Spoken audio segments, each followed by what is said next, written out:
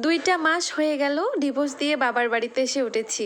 বিয়েটা মা বাবার সিদ্ধান্তেই করেছিলাম। নিজের পছন্দের মানুষকে ভুলে আমার ভালোবাসাটাকে জীবন্ত সমাধি দিয়েছিলাম। শুধুমাত্র বাবা মায়ের মান সম্মান বাঁচানোর জন্য তাদের পছন্দ করা ছেলের সাথে বিয়ে করেছিলাম।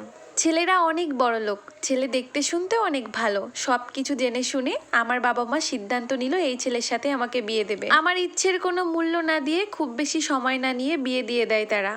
বিয়ের পর যখন আমার স্বামীর সাথে আমার বাবার বাড়িতে বেড়াতে আসতাম, আমার স্বামী 2 হাত ভরে ফল মিষ্টি কিনে নিয়ে আসতো আমার বাবার বাড়িতে। তখন সবাই আমাকে কত আদর যত্ন করতো, কত ভালোবাসা ছিল আমার প্রতি। আর এভাবেই কেটে গেল বিয়ের 3টি বছর। খুব সুখে সংসার ছিল আমার, তবে এই সুখ আমার কপালে বেশি দিন সহ্য হলো না। এর মাঝেই জানতে পেরে যায় আমার হাজবেন্ডের পরকীয়ার কথা। তার অফিসের কোনো এক মেয়ে কলিগের সাথে তার পরকীয়া প্রেমের সম্পর্ক চলছে। তারা অনেক দিন যাবৎ ধরে স্বামী স্ত্রীর পরিচয় দিয়ে একটা আলাদা ফ্ল্যাট নিয়ে থাকতো। আর এইসব কিছু জানার পর আমার বাবা মা আর ভাই আমার হাজবেন্ডের সাথে অনেক ঝামেলা করে। তখন আমার হাজবেন্ড বলে, আপনারা আপনাদের মেয়েকে নিয়ে যান, আর আমি ওকে ডিভোর্স দিয়ে দিতে চাই। কিন্তু আমি আমার হাজবেন্ডকে ডিভোর্স দিতে চাইনি, আমি তার সংসারটা করতে চেয়েছিলাম। অনেক কান্নাকাটি করেছিলাম সেদিন, তার হাতে পায়ে পর্যন্ত ধরেছিলাম, বলেছিলাম আমি তোমার সঙ্গেই থাকতে চাই, আমি তোমার সংসারটা করতে চাই, এভাবে তুমি আমাকে ছেড়ে দিও না। তুমি একটাবার আমাদের মাঝ থেকে ওই মেয়েটাকে বাদ দিয়ে দাও। আমার বিশ্বাস ছিল আমি আমার ভালোবাসা দিয়ে আমার স্বামীকে ভালো করতে পারবো, ফিরিয়ে আনতে পারবো তাকে আমার কাছে। এখন থেকে আমি তার আরো পছন্দ মতো চলার চেষ্টা করব, তাহলে হয়তো সে আমার কাছে আবারও ফিরে আসবে। কিন্তু আমার মা বাবা ভাই আমার হাজবেন্ডের সাথে আমাকে থাকতে দিবে না বলে খুব বাজে ব্যবহার করতো আমার হাজবেন্ডের সাথে। একটা সময় যখন আমার পরিবার খোরপোশ দাবি করে আমার হাজবেন্ডের কাছে, আমার হাজবেন্ড আর একটা সেকেন্ডও দেরি করে না, সাথে সাথে ব্যাংক থেকে 10 লক্ষ টাকা আর একজন উকিল ডেকে নিয়ে আসে, সে আমাকে ডিভোর্স দিয়ে দেয়। আমার খোরপোশের টাকা হাতে পাওয়ার পর তারা অনেক খুশি ছিল। এরপর ঠাঁই হয় আমার বাবার বাড়িতে। তারা আমার সাথে বেশ ভালো ব্যবহার করতো। আমার ওই খোরপোশের টাকা থেকে 5 লক্ষ টাকা নিয়েছিল আমার বড় ভাই ব্যবসা করার জন্য, আর বাকি 5 লাখ টাকা আমার মায়ের নামে ব্যাংকে রাখা হয়েছিল।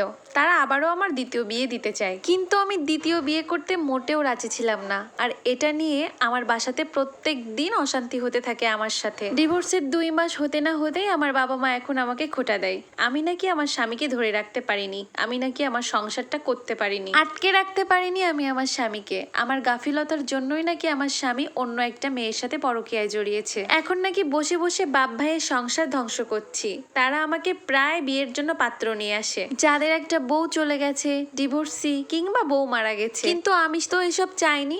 আমি চেয়েছিলাম আমার কষ্ট হলেও আমি আমার স্বামীর সংসারটা করব। কিন্তু এখন তারা সমস্ত দোষ আমার উপরে চাপিয়ে দিতে চাচ্ছে। ডিভোর্সের আগে আমি তাদের বলেছিলাম আমি আমার স্বামীর সংসার করতে চাই। আমার স্বামী যতই অপরাধ করুক না কেন, একদিন সে ঠিক ভালো হয়ে যাবে, আর আমি তার স্ত্রী, তার উপরে আমার অনেক অধিকার রয়েছে। কিন্তু তারা এখন এসব করছে, আমার জীবনটা একদম ধ্বংস করে দিল, শেষ করে দিল আমার জীবনটা। আমার খোরপোশের টাকাগুলোও তারা ভাগ করে নিয়ে নিল। টাকা বড় কথা না, একটা মেয়ের সবচাইতে বড় সম্পদ হচ্ছে তার স্বামী, আর আমার সেই স্বামী থেকে আমার পরিবার আমাকে আলাদা করে দিল। আমি যদি আমার পছন্দ করা ছেলেকে বিয়ে করতাম, তাহলে হয়তো আমার জীবনে এই দুঃখটা আর আসতো না। নিজের মা বাবার সম্মানের কথা ভেবে তাদের পছন্দ করা ছেলেকে বিয়ে করার পরেও আমি আমার সংসারটাকে টিকিয়ে রাখতে পারলাম না। যে মা বাবার কারণে আজকে আমি আমার সংসারটা টিকিয়ে রাখতে পারলাম না, আজকে সেই মা বাবা ভাই আমাকে দু চোখে দেখতে পারে না। আমার পরিবারের লোকজন সব সময় আমার সাথে চাকরানির মতো ব্যবহার করে। তাদের দেয়া কথার খোঁটা, খাবারের খোঁটা, এত সব অত্যাচার আমি সহ্য করতে পারছিলাম না। একদিন হঠাৎ করে আমার বাবা মা ভাই আমাকে কিছু না জানিয়ে একটা বয়স্ক লোক আমাদের বাসায় নিয়ে আসে, এবং তার সাথেই আমাকে জোর করে বিয়ে দিয়ে দেয়। সেদিন আমি অনেক কান্না করেছিলাম, তাদের অনেক হাতে পায়ে ধরেছিলাম, কিন্তু আমার কোনো কথা তারা শোনেনি। ইচ্ছা না থাকা সত্ত্বেও আমার এখন এই সংসারটা করতে হয়। বিয়ের 6 মাস পর আমি প্রেগনেন্ট হই। এখন আমার 4 মাসের একটা মেয়ে বাবু আছে। কিন্তু দুর্ভাগ্যবশত আমার এই সংসারটাও আর করা হলো না। আমার মেয়ের যখন 1 মাস বয়স, আমার স্বামী গাড়ি অ্যাক্সিডেন্ট করে মারা যান। আমার বর্তমান স্বামী ছিলেন একজন ট্রাক চালক। সে প্রতিনিয়ত নেশা করত। নেশাগ্রস্ত অবস্থায় গাড়ি চালাতে যেয়ে অ্যাক্সিডেন্ট করে মারা যায়। স্বামী মারা যাবার পর আমার সেই ঠিকানা হলো আবার সেই বাবার বাড়িতে। সেখানে যেয়ে এক কোনায় কাজের লোকের মতো পড়ে থাকি। আমার ছোট্ট মেয়েটাকে বড় করছি, নিজে টুকিটাকি হাতের কাজ করি। ছোট্ট মেয়েটাকে নিয়ে আমার অনেক কষ্টে দিন যাচ্ছে। বলতে গেলে আমার বাবা মা সবাই থেকেও আজ আমার কেউ নেই। একটা মেয়ের কাছে তার সবচাইতে অমূল্য সম্পদ হচ্ছে তার স্বামী, আর স্বামী যদি না থাকে এই পৃথিবীর কেউই আপন হয় না। যে বাবার বাড়িতে একটা মেয়ে তার শৈশব কৈশোর যৌবন অতিবাহিত করে, বিয়ের পর সেই মেয়েটার বাবার বাড়িই পর হয়ে যায়, আর পরের বাড়ি হয় আপন। স্বামী শ্বশুর বাড়ি যতই খারাপ হোক না কেন, স্বামীর ঘর ছাড়লেই বুঝতে পারবেন পৃথিবীর কোথাও শান্তি নেই। বিয়ের পর সমস্ত আত্মীয় স্বজনরাও আপনাকে চিনবে না। শত কষ্ট হলেও চেষ্টা করবেন স্বামী যদি একটু খারাপও হয় মানিয়ে সংসারটা টিকিয়ে রাখার জন্য।